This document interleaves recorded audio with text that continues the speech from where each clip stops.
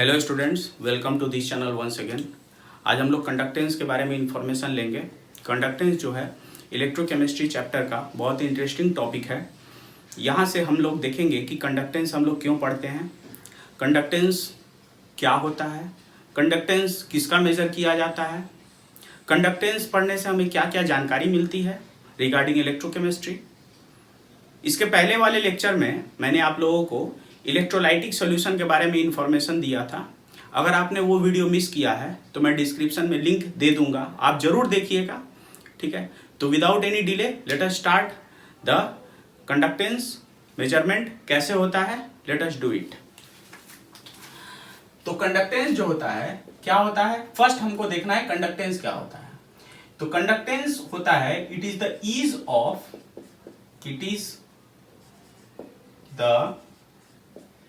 ease of flow of current। ये current flow को क्या करता है, हेल्प करता है, पर उसको आगे बढ़ने में हेल्प करता है, करंट फ्लो को हेल्प करता है। ओके, तो यहां से देखिए कि जो यहां से जो ease of flow of current है ये किसके द्वारा मेजर किया जाता है, due to movement of ions. ठीक है, अब ये आयंस का मूवमेंट जो हो रहा है यही होता है हमारा कंडक्टेंस ऑफ आयंस। जो होता है वेलोसिटी ऑफ आयंस। इतना सारा इंफॉर्मेशन मैं आपको दे रहा हूं, एक एक करके मैं सारी चीजें समझा रहा हूं। तो जो यहां पर कंडक्टेंस में जो हम लोग क्या पढ़ते हैं, कंडक्टेंस ऑफ आयंस के बारे में पढ़ते हैं। तो कंडक्टेंस ऑफ आयंस क्या होता है, मूवमेंट ऑफ आयंस। अब मूवमेंट ऑफ कोई भी चीज मूव कर रहा है तो उसका हम लोग क्या मेजर कर सकते हैं, वेलोसिटी मेजर कर सकते हैं। तो वेलोसिटी हुआ, ठीक है।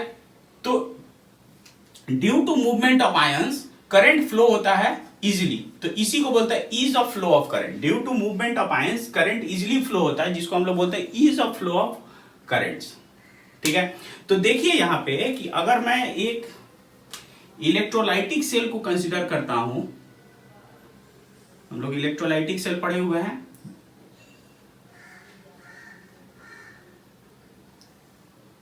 दो इलेक्ट्रोड लगाया है मैंने,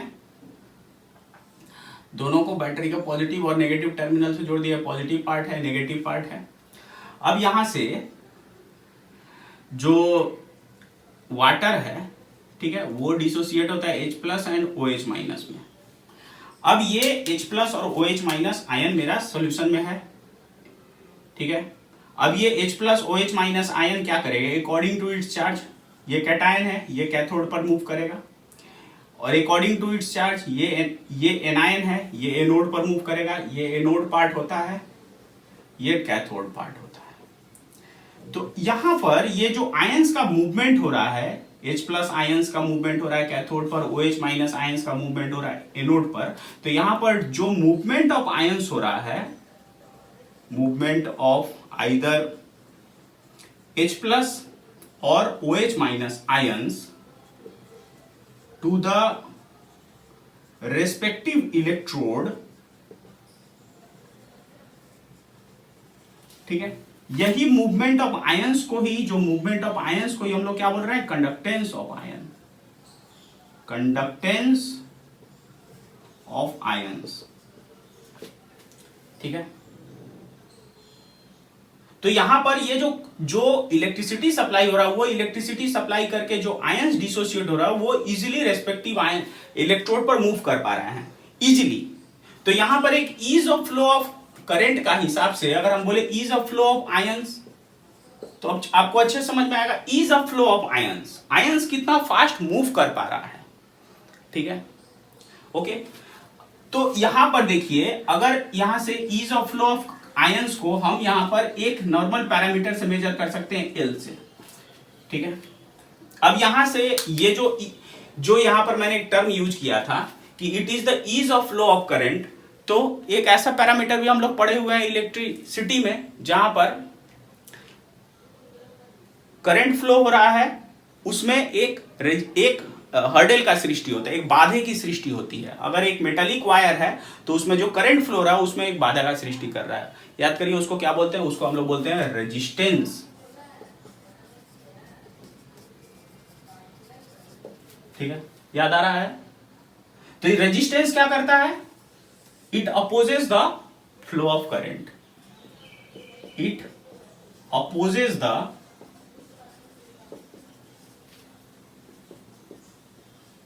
फ्लो ऑफ करंट फ्लो को अपोज करता है। और कंडक्टेंस क्या कर रहा है? It is the ease of flow of current. अभी देखिए दोनों अपोजिट चीज है, इसको हम लोग ऐसे करके देख सकते हैं। ये चीजें मैं मिटा रहा हूं, ये मैं मिटा रहा हूं, और मैं इसको इस रेजिस्टेंस वाले पार्ट से इस कंडक्टेंस को हम लोग बहुत आसानी से कोरिलेट कर सकते हैं। देखिए ध्यान से,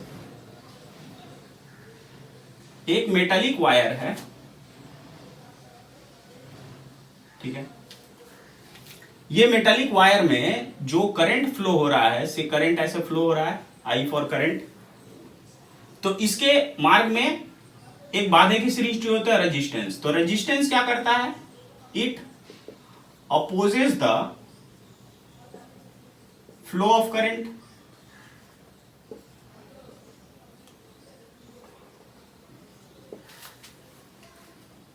और कंडक्टेंस क्या हो रहा है? It is the ease of flow of current.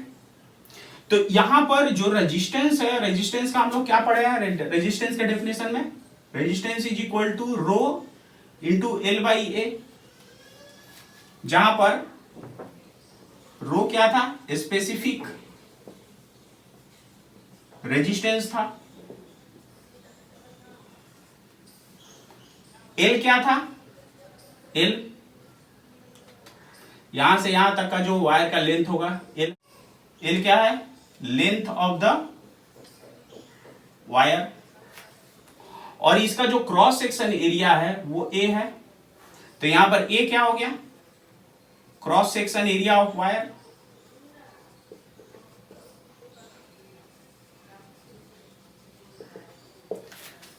तो यहां से रेजिस्टेंस से हमने इतना सारा चीजें पढ़ी हैं। अब यहां से रेजिस्टेंस देखिए, ये क्या बोल रहा है? It opposes the flow of current. और कंडक्टेंस क्या हो रहा है? It is the ease of flow of current. तो दोनों एक दूसरे का अपोजिट होगा। तो हम लोग क्या लिख सकते हैं? ये मैं बता रहा हूं,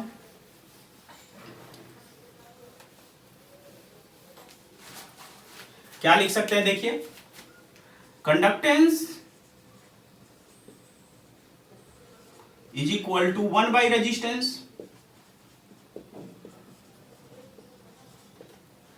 रेजिस्टेंस को R से इंडिकेट करते हैं, कंडक्टेंस को L से इंडिकेट करते हैं। L is equal to 1 by R हो जाएगा। एक कर रहा है ease of flow of current, और दूसरा क्या कर रहा है? Opposes the flow of current. दोनों अपोजिट हो गया। तो यहां से एक इंफॉर्मेशन मिला, ठीक है। तो अगर हम ये कंडक्टेंस को, कंडक्टेंस ऑफ आयंस मेजरमेंट को का इंस्ट्रूमेंटल सेटअप हम देखें तो हमको ये चीजें और समझ में आ जाएगी। ये तो मैंने एक इलेक्ट्रोलाइटिक से मैं आपको रफली बताया कि यहां से जो है आयंस का मूवमेंट कैसे होता है। लेकिन कंडक्टेंस जो मेजरमेंट होता है वो एक तरह का स्पेसिफिक इंस्ट्रूमेंट में होता है, जिसको हम लोग बोलते हैं कंडक्टिविटी सेल। तो कंडक्टिविटी सेल में क्या होता है? ये तो आपको समझ में आ गया। अब हम लोग कंडक्टिविटी सेल में यही चीजें कोरिलेट करने जा रहे हैं। देखिएगा ध्यान से,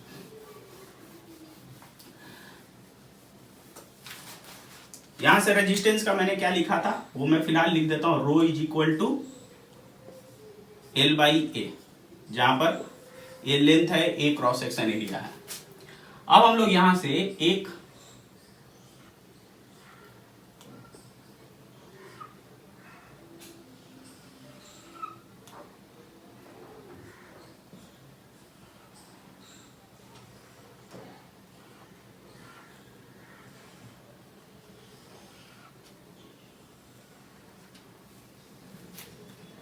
सेल के बारे में पढ़ेंगे। यहां देखिए, यहां पर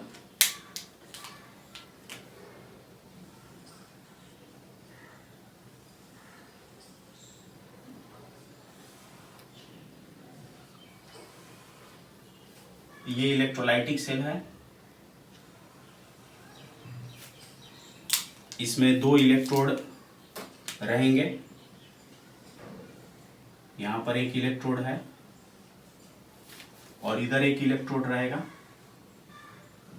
ये इलेक्ट्रोलाइटिक्स जो कंडक्टिविटी सेल है, ये कंडक्टिविटी सेल में ये टोटल कांच का होगा और ये पूरा जो ये इलेक्ट्रोड है ये पॉजिटिव टर्मिनल है, ये नेगेटिव टर्मिनल है इलेक्ट्रोड का, और यहाँ पर ये वायर से कनेक्टेड रहेगा। यहां से इलेक्ट्रोलाइट ऐड करेंगे। यहां पर क्या होता है कि ये जो इलेक्ट्रोड है इसको यहां पर फिक्स कर दिया जाता है ताकि वो हिल डुल ना कर सके, ठीक है। तो यहां पर 2 पैरेलल इलेक्ट्रोड है, दोनों इलेक्ट्रोड पैरेलल है, दोनों इलेक्ट्रोड के बीच का जो डिस्टेंस हो गया वो L हो गया, L distance between the 2 electrodes, और इसका क्रॉस सेक्शन एरिया A और इसका भी क्रॉस सेक्शन एरिया A। तो दोनों 2 इलेक्ट्रोड के बीच का जो लेंथ हो गया वो L हो गया। देखिए मेटालिक वायर के जैसा ही, जैसे मेटालिक वायर रहता है वो मेटालिक वायर में लेंथ L रहता है और क्रॉस सेक्शन एरिया इसका A रहता है, यहां पर cross section area A।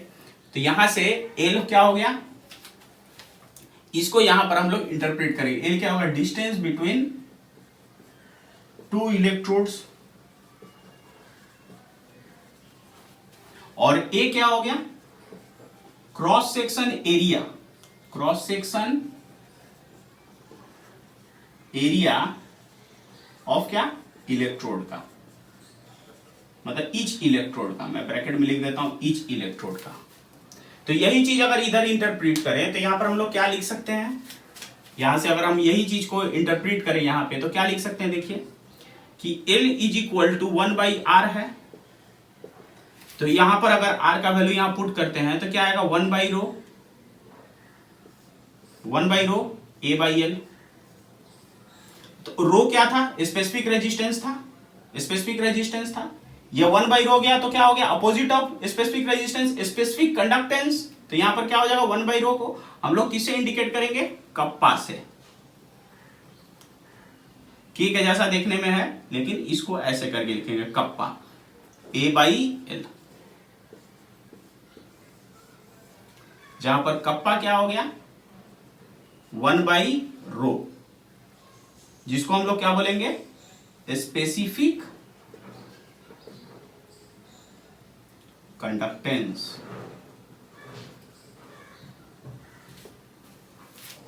One by rho, ठीक से लिख देता हूं, हाँ 1/ρ। के जैसा देखने में लेकिन एक्चुअली के नहीं है, ऐसे करके और ऐसे लिखेंगे, दिस इज कप्पा, ओके। तो this is how we are able to correlate the resistance का कंसेप्ट विद द कंडक्टेंस का कंसेप्ट। रेजिस्टेंस क्या हो गया, it opposes the flow of current, और कंडक्टेंस क्या हो गया, is the flow of current. तो दोनों एक दूसरे का रेसिप्रोकल है। तो यहां पर दोनों का रेसिप्रोकल हो गया, तो rho specific resistance, L length of the wire, A cross section area of the wire. यही कंसेप्ट को हम लोग कंडक्टिविटी सेल में फिक्स सेट की है। तो यहां पर ये 2 इलेक्ट्रोड है, दोनों इलेक्ट्रोड का बीच का डिस्टेंस L और क्रॉस सेक्शन एरिया हर एक इलेक्ट्रोड का A। तो यहां से ये हमको एक नया इंफॉर्मेशन मिल गया, जहां पर conductance is equal to specific conductance into area, cross section area of each electrode by distance between the 2 electrodes. बात समझ में आ गई, देख लीजिए, ये मेरा है कंडक्टिविटी सेल, इसको मैं लिखता हूं कंडक्टिविटी सेल। यहां पर कंडक्टेंस मेजरमेंट होगा, यहां से जो कोई भी आयंस जो है, से कैटायंस और एनायंस कितना तेजी से यहां पर मूव कर पाएगा। से अगर हम बोल रहे हैं सोडियम आयन है और क्लोराइड आयन है, से तो सोडियम आयन कितना फास्ट मूव कर पाएगा इस पर, क्लोराइड आयन कितना फास्ट मूव कर पाएगा इस पर। तो यहां पर कंडक्टेंस मेजरमेंट को हम लोग कर पाएंगे, ठीक है। कंडक्टेंस मेजरमेंट को यहां से हम लोग नोट डाउन कर पाएंगे, इसीलिए कंडक्टिविटी सेल का सेटअप है। यहां से हम इलेक्ट्रोलाइट ऐड करेंगे, यहां से हम लोग इलेक्ट्रोलाइट ऐड करेंगे। बात समझ में आ गई नाउ। तो फाइनली हमने क्या देखा कि कंडक्टेंस क्या हो गया, ease of flow of currents हो गया, ठीक है, जिसको कैसे मेजर करेंगे, with the help of movement of ions, ठीक है। और हमको क्या इंफॉर्मेशन मिला, और हमको इंफॉर्मेशन मिला कि conductance is equal to specific conductance into A/L, L। ये एक इंफॉर्मेशन मिला।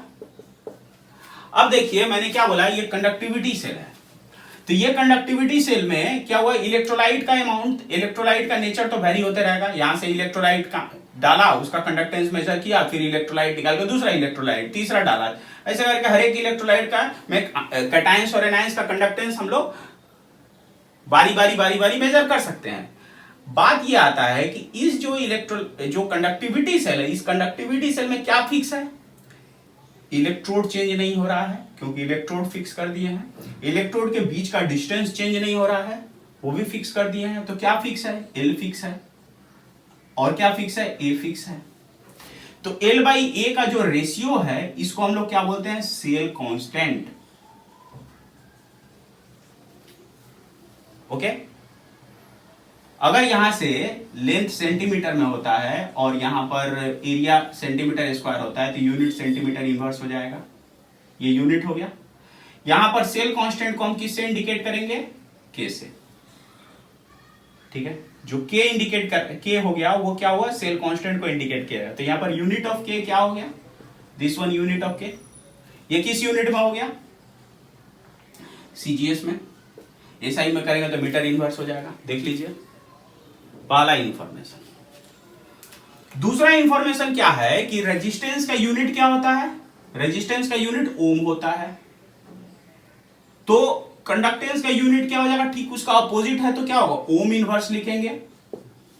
तो ओम इनवर्स भी लिख सकते हैं, या इसको हम लोग क्या लिख सकते हैं, ओम इनवर्स लिख सकते हैं, या इसको हम लोग महो भी लिख सकते हैं, महो। और क्या लिख सकते हैं, सीमेंस लिख सकते हैं, सीमेंस लिख सकते हैं। 3 यूनिट में हम लोग इसको एक्सप्रेस कर सकते हैं, ओम इनवर्स, महो या सीमेंस। सीमेंस को हम लोग शॉर्ट में एस से भी इंडिकेट करेंगे, शॉर्ट में एस से इंडिकेट करते हैं।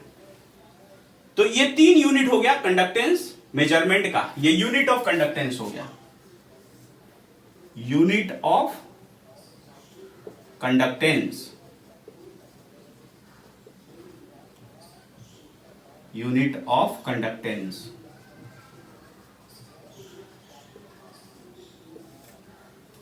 और ये क्या हो गया, ये हो गया unit of cell constant.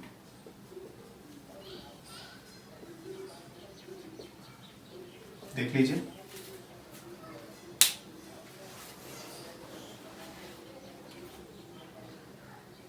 Now अब मैं इसको मिटा रहा हूं। ये सारा मैंने इंफॉर्मेशन आपको लिखवा दिया। अब देखिए यहां से अगर मेरा डिस्टेंस बिटवीन 2 इलेक्ट्रोड 1 सेंटीमीटर हो जाता है, दोनों इलेक्ट्रोड का बीच का डिस्टेंस 1 सेंटीमीटर हो जाता है, और cross section area of each electrode भी 1 सेंटीमीटर स्क्वायर हो जाता है, तो यहां पर क्या हम लिख सकते हैं numerically, L is equal to kappa. ठीक है, तो यहां पर ये जो इंफॉर्मेशन मिला, ये किसका इंफॉर्मेशन मिल रहा है, स्पेसिफिक कंडक्टेंस का। याद करिए जैसे रेजिस्टेंस का था, वैसे ही यहां पर स्पेसिफिक कंडक्टेंस का था। रेजिस्टेंस क्या था, length of the wire 1 centimetre होना चाहिए, क्रॉस सेक्शन है एरिया ऑफ द वायर भी 1 सेंटीमीटर स्क्वायर होना चाहिए, जो भी रेजिस्टेंस जनरेट होगा वो होगा स्पेसिफिक रेजिस्टेंस। यहां पर वही हो रहा है, with the distance between the 2 electrode is 1 centimeter and the cross section area of the electrode is also 1 centimeter square, then the conductance measurement of that solution is known as specific conductance। तो यहां पर क्या होगा कि it is the किसका, specific conductance का, it is the conductance of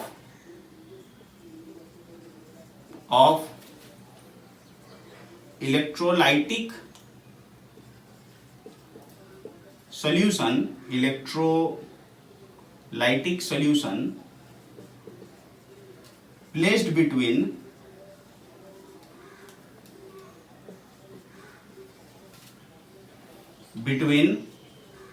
two electrodes of placed between 2 electrodes of unit distance apart, unit distance apart and of unit cross section area, and R of unit cross section area, cross section area. बात समझ में आ गई? It is the conductance of an electrolytic solution placed between two electrodes of unit distance apart. दोनों electrode को unit distance पर separate किया गया है और दोनों इलेक्ट्रोड में से मतलब इलेक्ट्रोड का cross section area 1 centimetre square होगा, that means unit cross sectional area. ठीक है, तो यहां पर हम लोग अगर लिखना चाहे between two electrodes of unit distance apart माने 1 सेंटीमीटर का डिस्टेंस होगा और यूनिट क्रॉस सेक्शन एरिया माने 1 सेंटीमीटर स्क्वायर का ये होगा। बात समझ में आ गई? देख लीजिए, तो यहां पर ये हिसाब है। तो स्पेसिफिक कंडक्टेंस का डेफिनेशन क्या होगा वो आपको समझ में आ गया। ठीक है, तो यहां पर हमको स्पेसिफिक कंडक्टेंस के लिए कंडीशन मिल गया, ये कंडीशन हो गया स्पेसिफिक कंडक्टेंस का।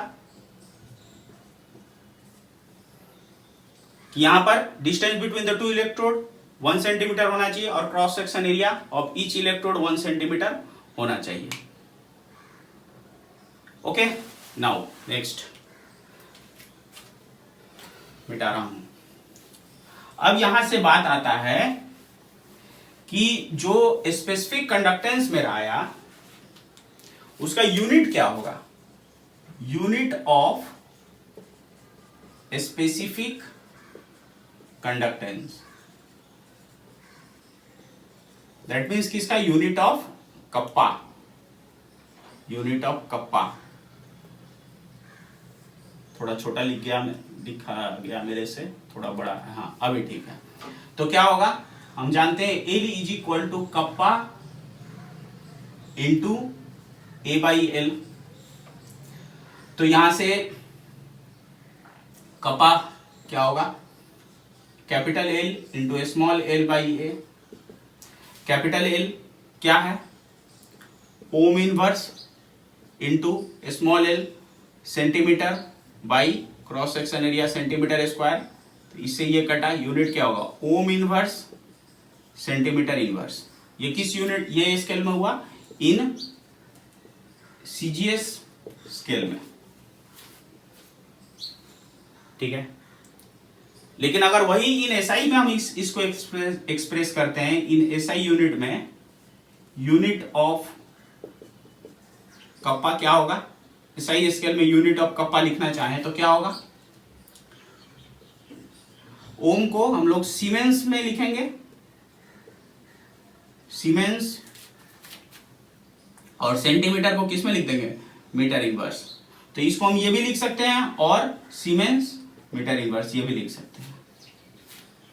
बात समझ में आई? तो ये मेरा किस यूनिट में हो गया, एसआई में यूनिट ऑफ स्पेसिफिक कंडक्टेंस, और ये हो गया सीजीएस में यूनिट ऑफ स्पेसिफिक कंडक्टेंस। ये आपका कंडक्टिविटी सेल है। बात समझ में आ गई? देख लीजिए नेक्स्ट। अब जो है स्पेसिफिक कंडक्टेंस जो है वो कुछ फैक्टर्स पर डिपेंड करता है, that means factors on which the value of specific conductance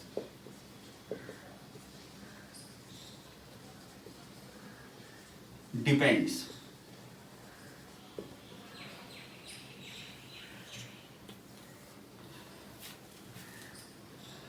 पहला तो होगा नेचर ऑफ इलेक्ट्रोलाइट।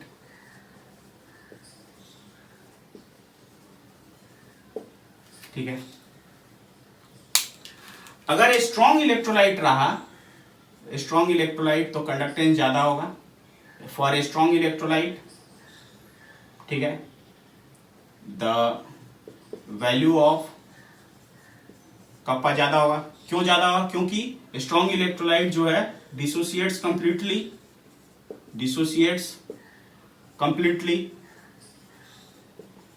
डिसोसिएट होने का मतलब क्या, number of ions, large number of ions होंगे।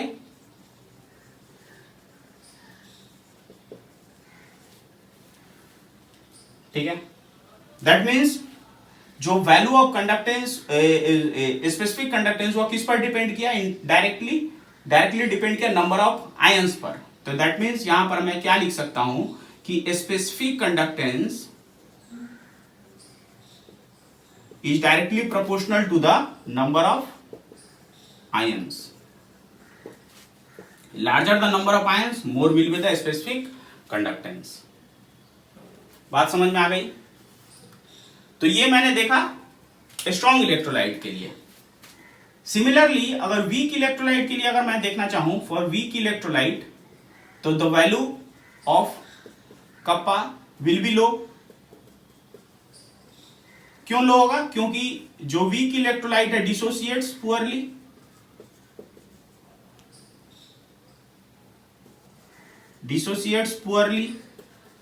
पुअर डिसोसिएट्स होने से क्या होगा? Low number of ions, low ions होगा, लो नंबर ऑफ आयंस। लेकिन स्पेसिफिक कंडक्टेंस किस पर डिपेंड कर? Number of ions. Larger the number of ions more will be the specific conductance. तो यहां पर ये नेचर ऑफ इलेक्ट्रोलाइट में आपको समझ में आ गया। नेक्स्ट बेटा रहा हूं,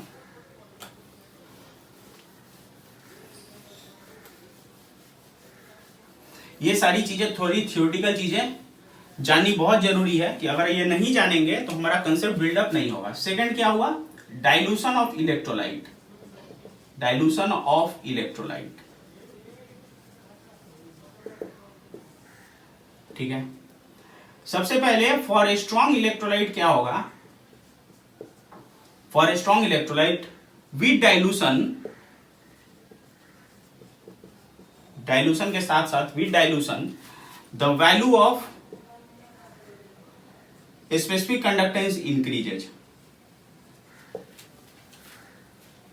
ध्यान समझिएगा कि स्ट्रॉन्ग इलेक्ट्रोलाइट तो कंप्लीट डिसोसिएट है, नंबर ऑफ आयंस उसमें जितना पहले है डाइल्यूशन के पहले, डाइल्यूशन के बाद भी नंबर ऑफ आयंस उतने ही रहेंगे। फिर भी जो है डाइल्यूशन के साथ कंडक्टेंस, जो स्पेसिफिक कंडक्टेंस है क्यों बढ़ रहा है उसको हम लोग थोड़ा इस हिसाब से समझेंगे। देखिएगा, मान लीजिए कि एक कैटायन है, ठीक है, और एक एनायन है, ठीक है, और दो इलेक्ट्रोड मैंने प्लेस करके रखा है। दो इलेक्ट्रोड है, दो इलेक्ट्रोड, एक इलेक्ट्रोड ये है और एक इलेक्ट्रोड ये है, ठीक है। दो इलेक्ट्रोड के बीच में प्लेस करके रखा है, ठीक है। ये नेगेटिव इलेक्ट्रोड है, ये पॉजिटिव इलेक्ट्रोड है, ओके। और दोनों को बैटरी से जोड़ा गया है, ये हिसाब है, ठीक है। यहां पर बैटरी से जोड़ा गया है। अब ये चूंकि स्ट्रॉन्ग इलेक्ट्रोलाइट है, जब हम आयंस मेजरमेंट को समझना चाहेंगे, ठीक है, तो क्या होगा? अकॉर्डिंग टू चार्ज जो है कैटायन किधर मूव करना चाहेगा? इधर। लेकिन चूंकि स्ट्रॉन्ग इलेक्ट्रोलाइट अभी डाइल्यूट नहीं हुआ है, तो क्या होगा कि यहां पर ये पॉजिटिव आयंस जो है नेगेटिव आयन के द्वारा खींचा जाएगा इधर में। नेगेटिव आयन क्या करेगा? पॉजिटिव आयन को खींचेगा, क्योंकि दोनों आयंस नजदीक नजदीक है। तो दैट मीन्स कि जब सॉल्यूशन मेरा कंसंट्रेटेड है, स्ट्रॉन्ग इलेक्ट्रोलाइट कंसंट्रेटेड है, तो आयंस नजदीक है। हर एक आयंस का मूवमेंट है दूसरे आयंस के द्वारा इन्फ्लुएंस होगा, क्योंकि पॉजिटिव आयंस को नेगेटिव आयन खींच रहा है, नेगेटिव आयंस को पॉजिटिव आयंस खींच रहा है। जब हम इलेक्ट्रोलाइटिक सेल में प्लेस करके पोटेंशियल ग्रेडियंट देंगे तो आयंस का मूवमेंट होगा। लेकिन जैसे ही कैटायंस मूव करेगा, एनायंस उसको खींचेगा, एनायन मूव करेगा तो कैटायन उसको खींचेगा। एज ए रिजल्ट यहां पर क्या होगा? इन concentrated situation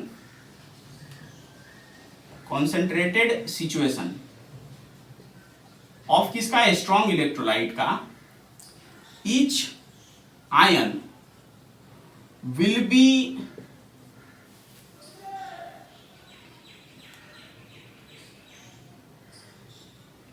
each ion will be influenced by the, ऐसे नहीं, the case of a strong electrolyte, the movement of each ion will be influenced by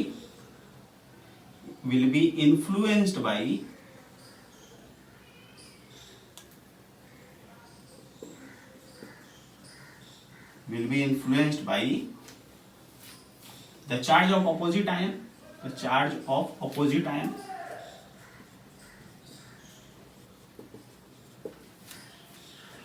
In concentrated solution of a strong electrolyte, the movement of each ion will be influenced by the charge of opposite ion.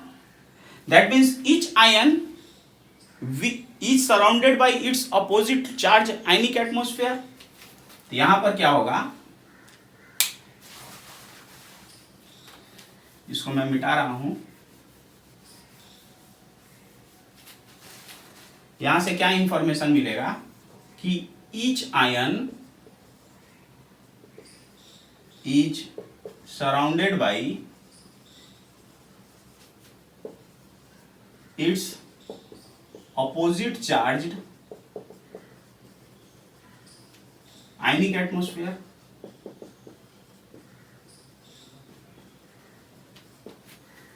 इस situation में जब हमारा ये cation है, ये anion के द्वारा surrounded रहेगा.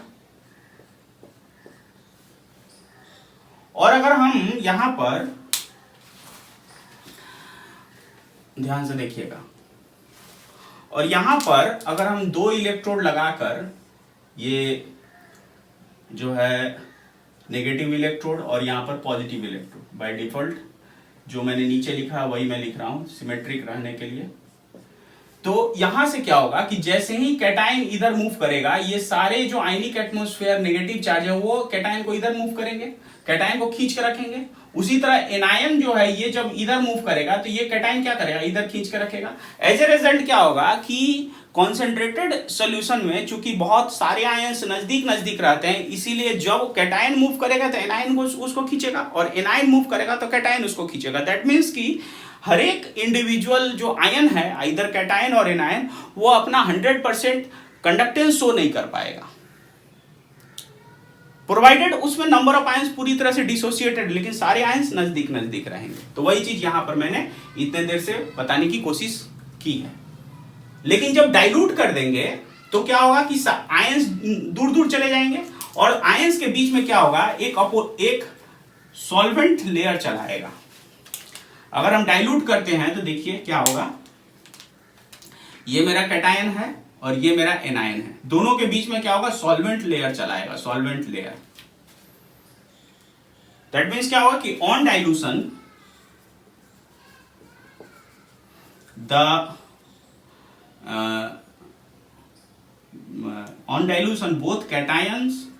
बोथ कैटायन और anion will go away from each other, एक दूसरे से दूर चला जाएगा, because there is a solvent layer will come between cations and anions. तो दोनों के बीच में क्या आएगा, सॉल्वेंट लेयर चला आएगा. ठीक है, ये सॉल्वेंट लेयर है, सॉल्वेंट लेयर, जिसके कारण क्या होगा, एक दूसरे का जो है वेलोसिटी को इन्फ्लुएंस नहीं कर पाएगा, तो कंडक्टेंस इंक्रीज करेगा. तो क्या यहां पर मैंने लिखा है, for a strong electrolyte on dilution the value of specific conductance increases. बात समझ में आई. नेक्स्ट, यही केस वीक इलेक्ट्रोलाइट के केस में भी होगा, यही चीज कि वीक इलेक्ट्रोलाइट चूंकि पुअरली डिसोसिएट होता है, लेकिन डाइल्यूशन करने से वहां पर क्या होता है, डिग्री ऑफ डिसोसिएशन बढ़ता है, नंबर ऑफ आयंस बढ़ते हैं, कंडक्टेंस ज्यादा होगा.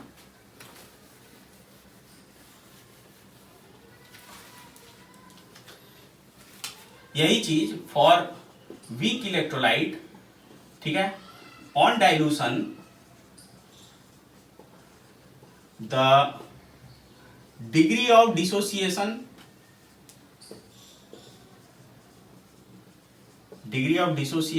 of weak electrolyte increases, and so the number of ions increases, hence the value of specific conductance ये मैं मिटा रहा हूं, the value of specific conductance will increase. Strong electrolyte और वीक इलेक्ट्रोलाइट दोनों के केस में ही डाइल्यूशन के साथ साथ जो है value of specific conductance increase हो रहा है। स्ट्रॉन्ग इलेक्ट्रोलाइट के में क्या केस है, स्ट्रॉन्ग इलेक्ट्रोलाइट में कैटायंस एनायंस नजदीक रहते हैं, जिसके कारण क्या होता है जब वो आयंस मूव करते हैं तो कैटायन एनायन को खींचता है, एनायन कैटायन को खींचता है, इसीलिए दोनों जो है फ्रीली मूव नहीं कर पाता। लेकिन जैसे ही डाइल्यूशन करते हैं कैटायन एनायंस के बीच में सॉल्वेंट लेयर आ गया, दोनों एक दूसरे से फ्री हो गए, आराम से मूव करते हैं। वीक इलेक्ट्रोलाइट के केस में क्या होता है कि डिग्री ऑफ डिसोसिएशन डाइल्यूशन के साथ साथ इंक्रीज होता है, नंबर ऑफ आयंस इंक्रीज होता है, कंडक्टेंस इंक्रीज होता है। तो दोनों के केस में क्या होता है, बोथ स्ट्रॉन्ग इलेक्ट्रोलाइट और वीक इलेक्ट्रोलाइट के केस में डाइल्यूशन के साथ साथ कंडक्टेंस इंक्रीज होता है, लेकिन एक्सप्लेनेशन दोनों के केस में अलग अलग होगा। कॉपी कर लीजिए। ओके, नाउ नेक्स्ट हमारा हो गया, ये तो नेचर ऑफ इलेक्ट्रोलाइट मैंने बता दिया, डाइल्यूशन बता दिया। थर्ड सबसे इंपॉर्टेंट है effect of temperature. Effect of temperature,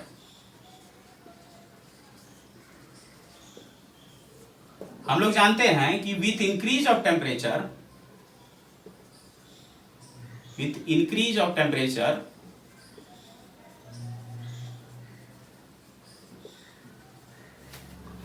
temperature बढ़ाने के साथ साथ जो आयंस होते हैं, ठीक है, जो बॉन्ड से बने रहते हैं वो टूटता है, नंबर ऑफ आयंस बढ़ता है, कंडक्टेंस बढ़ता है।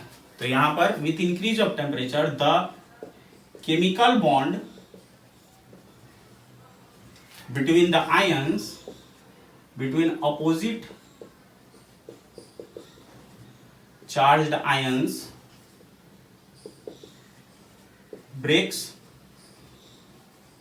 breaks and so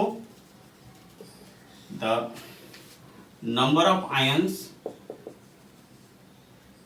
per unit volume increases,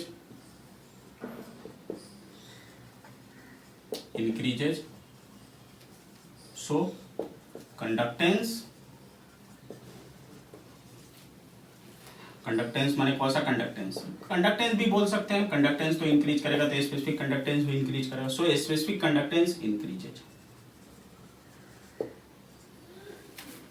वो क्या है, nature of solvent. Nature of solvent, जिस सॉल्वेंट में मैंने इलेक्ट्रोलाइट को लिया है, घोला है, सॉल्यूशन बनाया है, वो सॉल्वेंट का नेचर भी जो है कंडक्टेंस मेजरमेंट के लिए बहुत यूजफुल है। अगर मेरा सॉल्वेंट जो है आयंस के मूवमेंट को अपोज करता है तो कंडक्टेंस डिक्रीज करेगा, और अगर सॉल्वेंट आयंस के मूवमेंट को अपोज नहीं करता है तो कंडक्टेंस इंक्रीज करेगा या स्पेसिफिक कंडक्टेंस इंक्रीज करेगा। दैट मीन्स सॉल्वेंट एक रोल प्ले करता है जिसको हम क्या बोलते हैं, सॉल्वेंट रेजिस्टेंस। सॉल्वेंट रेजिस्टेंस, इसको क्या समझ सकते हैं, विस्कोसिटी से समझ सकते हैं, विस्कोसिटी से। अगर मेरा सॉल्वेंट हाई विस्कस है, आयंस का मूवमेंट कम हो जाएगा, आयंस बहुत तेजी से मूव नहीं कर पाएगा, धीरे धीरे मूव कर पाएगा और रेस्पेक्टिव इलेक्ट्रोड पर बहुत टाइम के बाद पहुंचेगा, तो कंडक्टेंस कम मिलेगा। दैट मीन्स कि high the viscosity lower will be the specific conductance. Higher the viscosity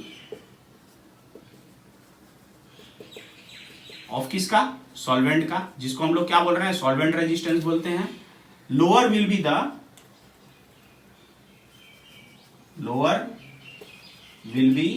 the specific conductance.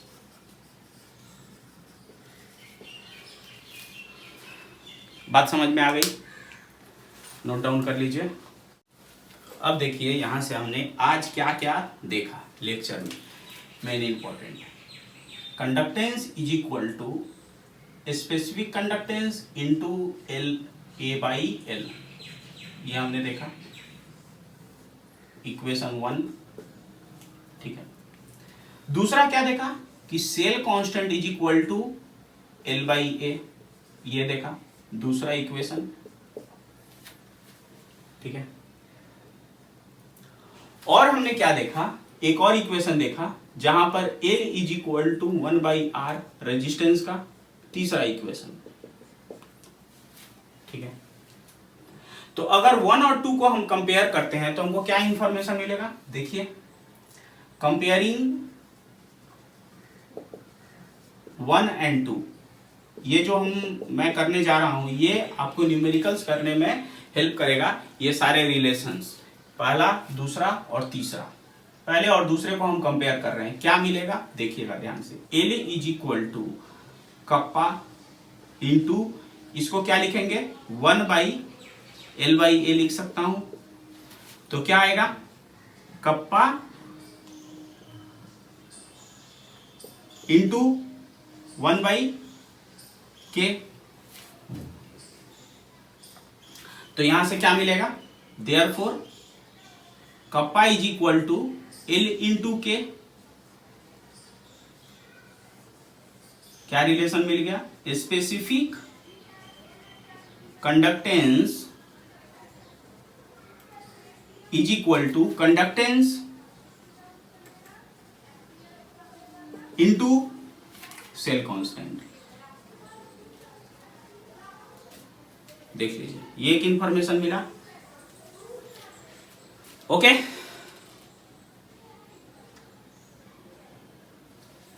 इसको अगर मैं इक्वेशन 4 बोलता हूं तो यहां से 3 और 4 को अगर हम कंपेयर करते हैं, 3 मेरा क्या है L is equal to 1/R, ये इक्वेशन नंबर 3 है, और 4 क्या है specific conductance is equal to conductance into cell constant 4।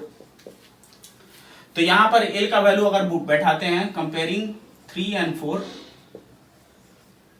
Comparing 3 and 4, क्या इंफॉर्मेशन मिल जाएगा, kappa is equal to 1/R into K, therefore K is equal to kappa into R। क्या मिल गया, यहां से एक रिलेशन और मिल गया, रिलेशन 5, रिलेशन 4, रिलेशन 3 और ये। तो यहां से first relation, second relation, third relation, fourth relation और ये फिफ्थ रिलेशन, ये पांचों रिलेशन आप एक जगह लिख के रखिए, ये आपको बहुत हेल्प करेगा। यहां पर ये क्या मतलब हो गया, यहां से ये हो गया cell constant is equal to specific conductance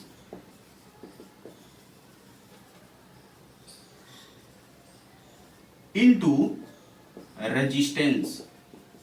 अब ये रेजिस्टेंस क्या है, यहां पर ये रेजिस्टेंस क्या है, ये रेजिस्टेंस है solvent resistance.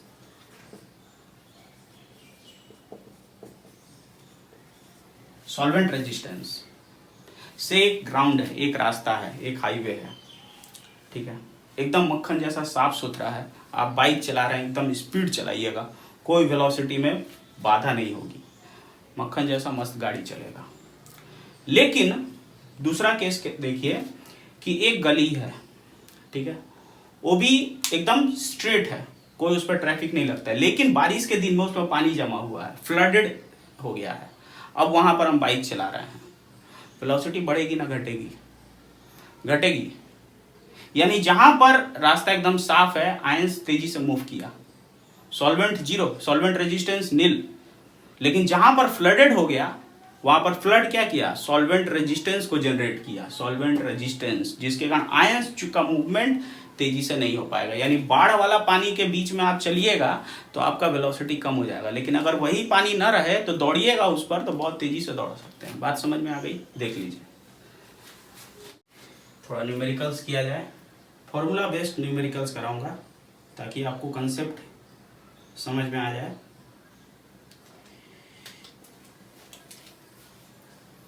Question 1, area of each electrode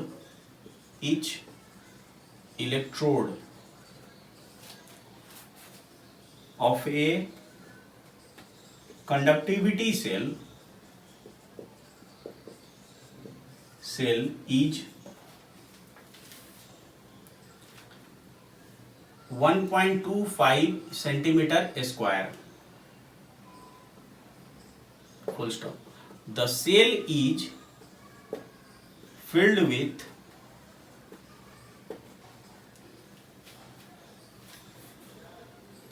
a solution of resistance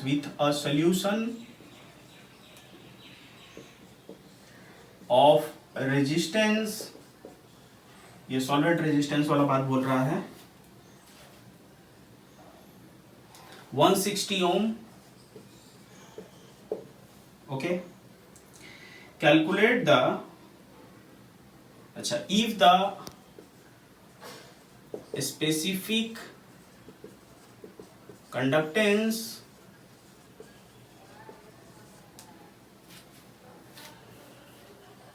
of a solution of the solution is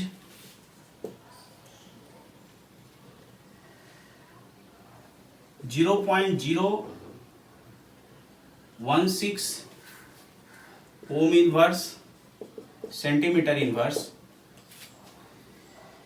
Then calculate the distance between electrodes and cell constant. Then calculate the distance between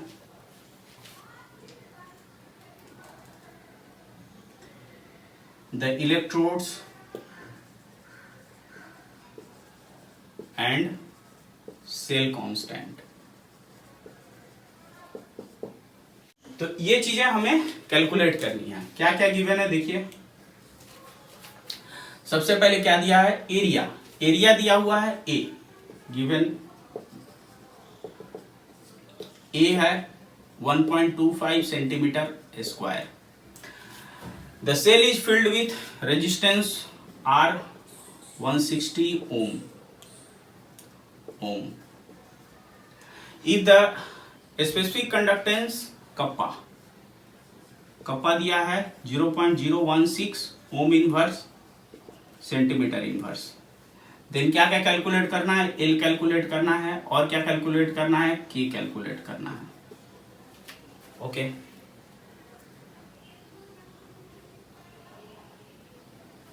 तो यहां पर हम क्या जानते हैं, के equal to kappa into R. Kappa का value दिया हुआ है 0.016, आर का वैल्यू 160. कितना हो जाएगा, यहां से यूनिट सेंटीमीटर इनवर्स हो जाएगा. कितना वैल्यू आएगा बोलिए, ये आ जाएगा 2.56 सेंटीमीटर इनवर्स. और लेंथ एल कितना आएगा, सेल कांस्टेंट दिया हुआ है, एल बाई ए वाला फॉर्मूला लगाएंगे तो एल कितना आ जाएगा, cell constant into A. Okay,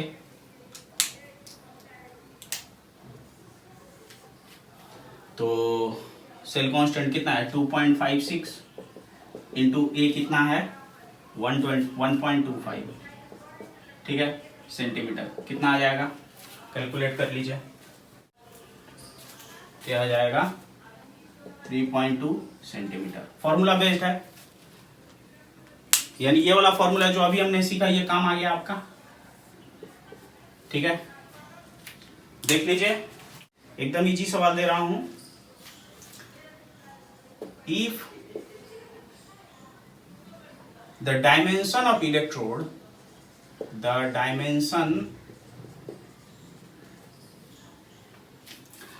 electrode, dimensions of electrodes of a conductivity cell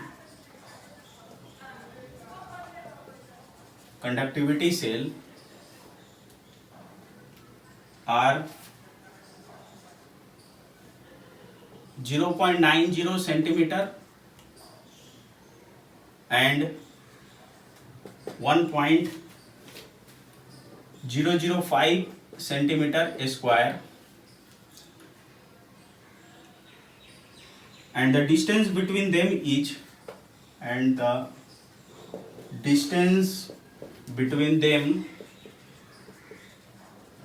is 0.45. ये तो एकदम फार्मूला बेस्ड है, centimetre. Find the value of cell constant.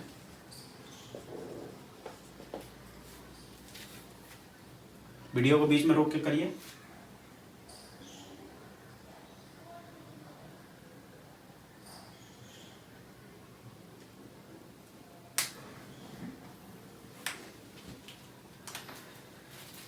क्या क्या दिया हुआ है, यहां से एरिया ये है और ये सॉरी यहां से लेंथ और ब्रेथ का हिसाब है। एरिया क्या आ जाएगा, यहां पर लेंथ और ब्रेथ का हिसाब है। एरिया कितना आ जाएगा 0.90 इंटू 1.005 सेंटीमीटर स्क्वायर, लेंथ और ब्रेथ। और लेंथ और यहाँ से distance between the two electrode 0.5 centimetre दिया है, तो यहाँ से यहाँ पर सेंटीमीटर होगा क्योंकि ये लेंथ और ब्रेथ का हिसाब है। तो यहाँ से ये कितना आ जाएगा, L is equal to A 0.45 centimetre by 0.90 into 1.005 centimetre square. Centimetre से सेंटीमीटर गॉन, कितना वैल्यू हो जाएगा कैलकुलेट कर लीजिए, 0.4975 सेंटीमीटर इनवर्स। ओके, तो बहुत ही आसान सवाल था। तो that's it for the today's class. Numericals बहुत इजी हमने किए, जस्ट आपको समझाने के लिए कि फॉर्मूला कहाँ कैसे यूज होता है। ठीक है, इतना इजी तो बहुत ही कम आने का चांस है, लेकिन फिर भी मैंने करा दिया कि आपको कंसेप्ट थोड़ा समझ में आ जाएगा कि जो फॉर्मूला हमने लिखा वो कैसे यूज किया जाता है। ठीक है, तो हमने आज क्या क्या देखा, बहुत तरह का फॉर्मूला देखे। कंडक्टेंस क्या होता है वो देखा, कंडक्टेंस जो है रेजिस्टेंस के साथ अपोजिट है और उससे हमें क्या क्या इन्फॉर्मेशन मिलता है, स्पेसिफिक कंडक्टेंस क्या है और स्पेसिफिक कंडक्टेंस किन किन फैक्टर्स पर डिपेंड करता है। आई थिंक वो आपको बढ़िया समझ आ गया होगा। ठीक है, वीडियो को बहुत अच्छे से देखिएगा। ठीक है, और एक चीज़ और बताना चाहता हूँ कि अभी तक आपने चैनल को सब्सक्राइब नहीं किया तो प्लीज़ सब्सक्राइब कर दीजिए और नीचे जो घंटी का बटन होता है उसे दबा दीजिएगा, ऑल नोटिफिकेशन कर दीजिएगा, जिसके कारण जो भी लेटेस्ट वीडियो आए वो आपको मिलता रहे। ठीक है, और जो है कंटेंट अच्छा रह रहा है, मैं कोशिश कर रहा हूँ अच्छा कंटेंट देने के लिए, तो आप थोड़ा मुझे मोटिवेट करते रहिए। नीचे लाइक का बटन दबा दीजिए, जितने लाइक्स होंगे मुझे और मोटिवेशन मिलेगा, मैं और अच्छा से मेहनत करके कंटेंट्स लाऊंगा आपके लिए। ठीक है, तो that's it for the today's class. Thank you, bye.